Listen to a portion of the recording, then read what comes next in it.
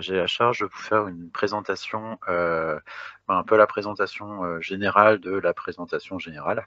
Donc du coup, ça va être très, comment dire? On va partir des bases, donc présenter les différents types d'ouvrages, les principales pathologies, leurs causes et les principaux types de méthodes de réparation, enfin vraiment les choses les plus courantes.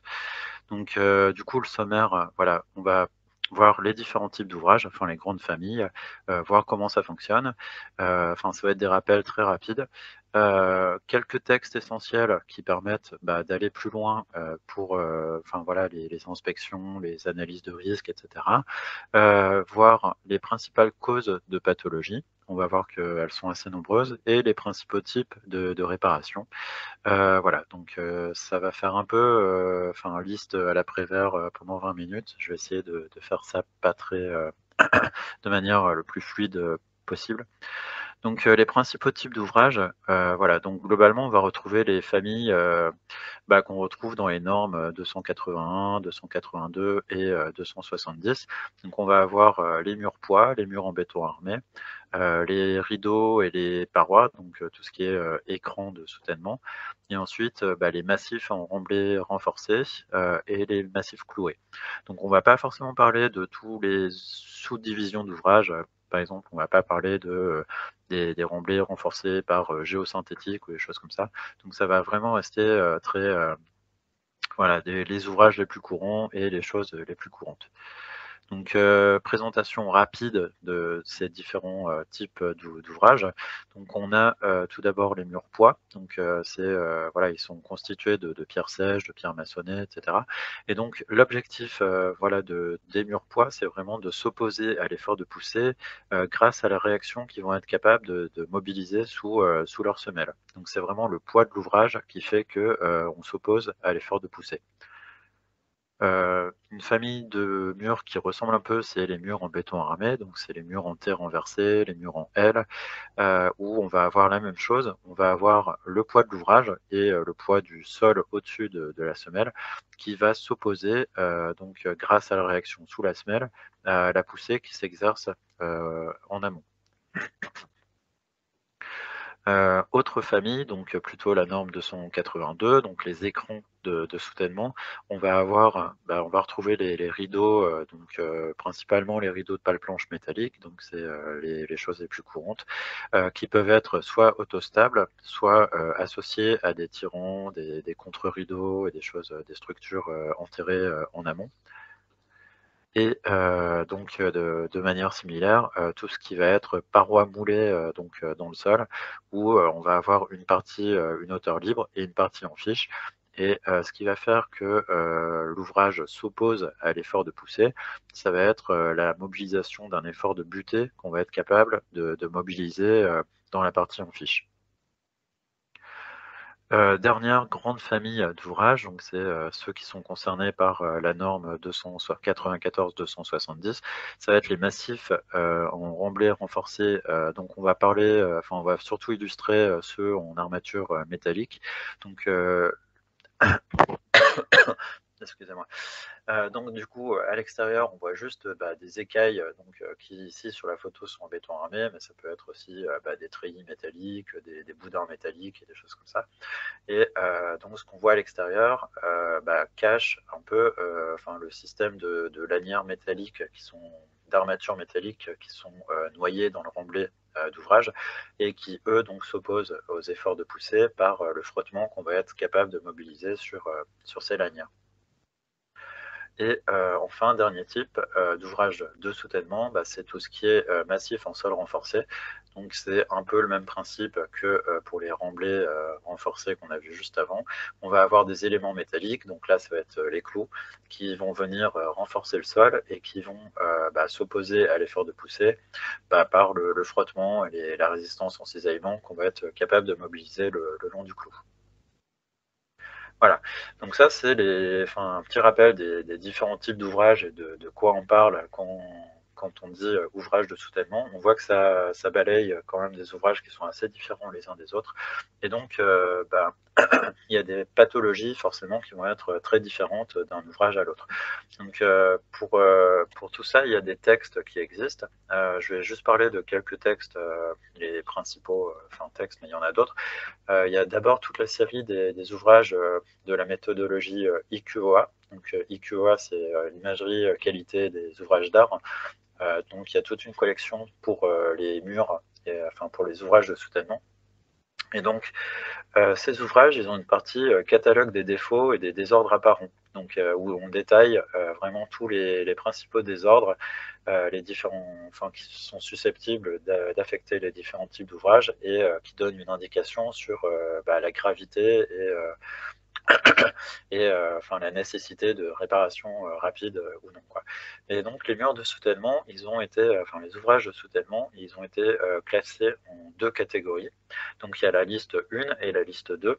Et en fait, la liste 1, c'est en fonction de, est-ce qu'une visite simple IQOA permet peut suffire pour établir une note IQOA, ou est-ce qu'il faut des investigations un peu plus approfondies avec des campagnes, des fouilles et des choses comme ça, auquel cas, c'est la liste 2 avec des ouvrages un peu plus complexes. Donc tous ces ouvrages, ça ressemble à ça. Donc IQOA, image de la qualité des ouvrages d'art. On va avoir un guide par type d'ouvrage. Donc pour la liste 1, pour la liste 1, on va retrouver les murs poids, donc murs en maçonnerie, pierre sèche, maçonnerie jointoyée, les murs poids en béton, les murs en gabion, les éléments préfabriqués en béton empilé et les murs en béton armé encastrés sur semelle. Donc ça, c'est la liste 1, où c'est des ouvrages au fonctionnement entre guillemets assez simple, où il n'y a pas forcément d'éléments cachés dans le sol. Et ensuite, il y a les ouvrages de la liste 2, où en général, il y a des parties qui vont être dans la fiche ou noyées dans le remblai, etc., auxquelles on n'a pas forcément facilement accès et qu'on ne peut pas voir lors d'une simple visite. Et donc, c'est des ouvrages, entre guillemets, un peu plus complexes, et donc qui vont nécessiter des moyens de reconnaissance un peu plus complexes. Donc on va retrouver les rideaux de pale-planche, les parois moulées, les parois composites, c'est-à-dire les berlinoises et tout ça, et les remblais renforcés par éléments métalliques ou par éléments géosynthétiques, les parois clouées et les voiles et poutres ancrées. Donc voilà, en gros c'est toute une collection où dans chacun de ces ouvrages on va retrouver les différents types de désordres, de pathologies et les origines qui peuvent être associées. Voilà. Autre famille d'ouvrages, c'est tout ce qui est guide d'analyse des risques du CEREMA. Donc c'est encore en cours de rédaction. Actuellement, il y a pour les ouvrages de soutènement, on a ceux qui sont sortis, c'est ceux pour les remblais renforcés, les murs en béton armé et les murs en maçonnerie. En cours, il y a les murs en gabion et les tirants d'ancrage. Et donc, le principe de ces guides d'analyse de risque, c'est de fournir des outils aux maîtres d'ouvrage pour essayer de prioriser leurs opérations, parce que, en fait, les risques associés à certains types d'ouvrages ne sont pas forcément toujours corrélés aux désordres qu'on est capable de voir sur les paraments des murs, par exemple.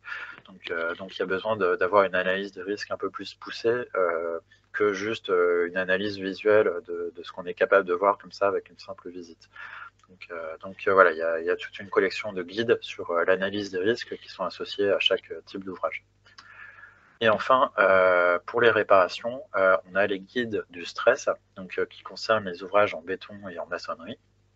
Donc le stress, c'est le syndicat national des entrepreneurs, spécialiste des travaux de réparation et de renforcement des structures. Donc de la même façon, il y a toute une série de guides où on va par type d'ouvrage, donc béton ou maçonnerie, voir les différents types de réparation et donc donc c'est vraiment des guides axés pour la réparation, pour le béton et la maçonnerie.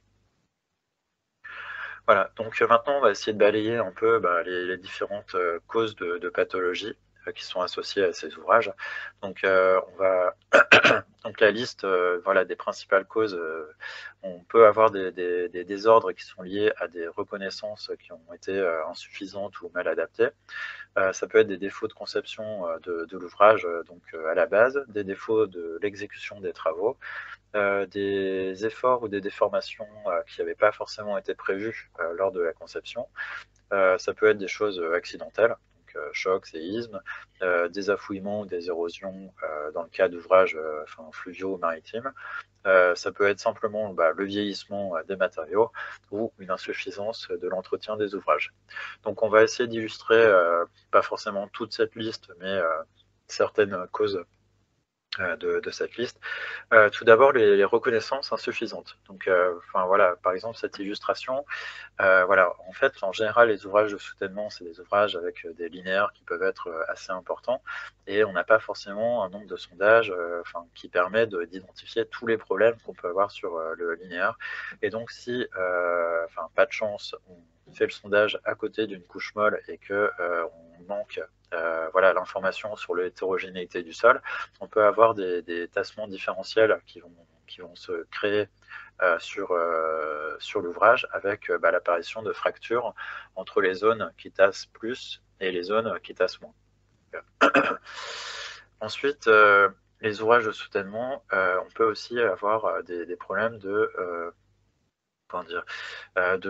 couches instables qui n'ont pas été détectées lors de la reconnaissance. Notamment, c'est le problème le plus courant et l'erreur la plus facile à faire, c'est de faire par exemple les reconnaissances de sol en période sèche, et on peut rater les informations sur l'instabilité des couches lorsque voilà, la nappe va remonter.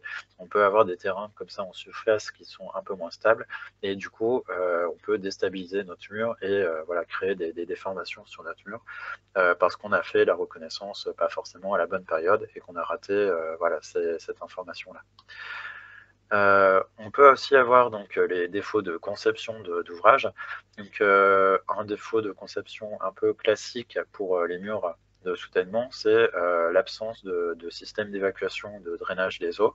En général, de manière classique, on dimensionne un mur hanté renversé, on ne va pas prendre en compte la poussée de l'eau derrière le mur, et pour que ça soit correct, il faut qu'il y ait un système d'évacuation de l'eau et un système de drainage pour éviter l'accumulation de l'eau derrière le mur. Donc ça, c'est un problème de conception si ça n'a pas été prévu à la base, et ça peut être aussi être un problème d'entretien si voilà, on laisse l'ouvrage pas très bien entretenu, les barbacanes se bouchent et on peut avoir ce problème-là qui apparaît. Autre défaut de conception, ça peut être voilà, une inadéquation entre les hypothèses qui ont été prises dans les calculs et ce qui a été fait sur le terrain. Voilà, notamment le fait de sous-estimer ou de surestimer l'angle de frottement du remblai technique, ça peut faire qu'on sous-estime les efforts ou on surestime les résistances qui s'exercent quand on va faire les calculs de poussée sur le mur. Autre défaut de conception, ça peut être l'association d'ouvrages qui ne sont pas compatibles en termes de déformation. Par exemple, on peut avoir, voilà, dans le cas de culée creuse, un ouvrage souple qu'on va vouloir cacher par un ouvrage rigide. Et en fait, quand l'ouvrage souple va se déformer, il va apporter des efforts parasites sur l'ouvrage rigide qui est juste à côté en créant des fissures. On peut avoir une mauvaise adéquation entre le type d'ouvrage et les tassements attendus. Donc là, par exemple, on voit voilà, les écailles qui se sont déplacées avec des gros, voilà, des grosses déformations au niveau du parement. Des fois, ça peut être aussi des choses un peu plus cachées. Par exemple, si on a un ouvrage tiranté, le fait que le remblai derrière l'ouvrage va tasser, ça peut induire des efforts de flexion dans les tirants, par exemple. Donc, c'est pas forcément des choses très visibles, mais ça peut amener des désordres à long terme. Ensuite, il y a tout ce qu'on peut faire comme erreur dans l'exécution des travaux. Donc, si on ne respecte pas les plans, si on ne fait pas l'effort de contrôler la conformité entre ce qui est prévu et ce qu'on rencontre effectivement, si la qualité des matériaux est insuffisante et s'il y a des défauts dans la mise en œuvre. Donc, par exemple, pour illustrer ça, il y a le cas des pales blanches qui sont mises en place par battage ou vibrofonçage. Et voilà, quand il y a des blocs dans le sol, on peut avoir des refus prématurés. On n'arrive plus à battre à la cote prévue les pales blanches. On est obligé de s'arrêter avant. Et donc, dans cette zone-là, on peut avoir des zones où la butée n'est pas suffisante et on va avoir des déformations qui vont se créer dans cette zone-là. Autre cause de désordre, ça peut être tout ce qui est petits travaux où on pense que ça ne va pas changer grand-chose et finalement on modifie le fonctionnement de l'ouvrage. Donc voilà, par exemple, quand on va venir faire une réhausse sur un mur, faut bien prendre en compte le fait qu'une petite réhausse, ça va faire qu'on va avoir une poussée supplémentaire qui s'exerce sur le mur et on va aussi décaler le point d'application des charges. Donc il va se situer au tiers de la hauteur. Et donc, un peu plus de poussée est situé avec un point d'application un peu plus haut, ça peut faire que le moment à la base de la fondation du mur, il augmente de manière exagérée par rapport à la dimension du mur. Et voilà, on peut déstabiliser un mur en faisant une petite rehausse. Autre chose, on peut aussi modifier le comportement hydraulique du mur en faisant des travaux dessus et créer des désordres supplémentaires. Par exemple, voilà, quand on a un mur en pierre, vouloir le renforcer par du clouage et étancher le parement. Voilà, s'il y a des arrivées d'eau et que l'eau n'est pas drainée, n'est pas évacuée, mais en fait, le fait d'étancher le parement, voilà, on peut créer des efforts supplémentaires avec la poussée de l'eau qui n'était pas prévue et donc qui va créer des déformations et de la fissuration supplémentaire. Voilà. Donc ça, c'est tout ce qui est cause d'efforts supplémentaires, mais on peut aussi avoir des travaux qui vont diminuer la résistance de l'ouvrage. Par exemple, quand on a un écran de soutènement, venir faire une petite tranchée en pied pour venir poser une canalisation, par exemple, le fait de faire une petite tranchée, en fait, on va venir modifier l'effort de butée mobilisable devant l'ouvrage. Et donc, ça peut faire qu'on va créer des déformations en diminuant la résistance vis-à-vis de la butée. Ensuite, il y a pour les ouvrages maritimes et fluviaux, une des causes principales de désordre avec la circulation de l'eau, c'est l'entraînement de matériaux et donc l'affouillement et l'érosion du sol de fondation. Donc voilà, en fait, petit à petit, on va avoir le sol qui va se creuser sous la fondation et donc forcément la résistance en portance des murs de quai qui va diminuer. Ensuite, le vieillissement des matériaux. Donc, ça peut être un vieillissement normal, parce que les ouvrages ne sont pas conçus pour être éternels, donc c'est normal que les matériaux constitutifs des structures vieillissent. Mais il peut aussi y avoir des dégradations accélérées si le choix des matériaux n'a pas été fait de manière adéquate vis-à-vis de l'agressivité des eaux ou du remblai technique. Là, par exemple, pour illustrer, on peut avoir le béton qui se dégrade. Donc là, par exemple, on a un exemple de béton qui se dégrade sous l'action chimique des sulfates du remblai. Et on peut aussi avoir, toujours dans le cas des ouvrages en terre armée, des corrosions d'armature métallique qui peuvent être plus ou moins accélérées en fonction de l'agressivité du remblai. Donc ça fera l'objet du prochain webinaire sur les ouvrages en sol renforcé. Donc on va passer rapidement. Voilà. Donc, on voit que les causes de désordre et du coup les désordres associés sont assez variés. Et forcément, les types de réparation, il faut que ça soit corrélé au type, à l'origine des désordres. Donc, c'est par exemple si on a un désordre d'origine hydraulique, il faut traiter voilà, le problème hydraulique. Et bon, là, du coup, je vais présenter les principaux types de réparation de manière assez globale. Donc, il y a la première famille de réparation où on va essayer d'augmenter la résistance de l'ouvrage. Donc une façon d'augmenter la résistance vis-à-vis des efforts de poussée, c'est d'augmenter la butée. Et on peut mettre un remblai de butée devant l'ouvrage. Donc là, c'est une solution assez facile à mettre en œuvre, qui peut être mise de manière provisoire, par exemple, de manière assez rapide. Le problème, c'est que faut forcément avoir un peu d'espace et un peu d'emprise devant l'ouvrage pour mettre en place un remblai de butée, donc c'est pas forcément toujours le cas, notamment en milieu urbain.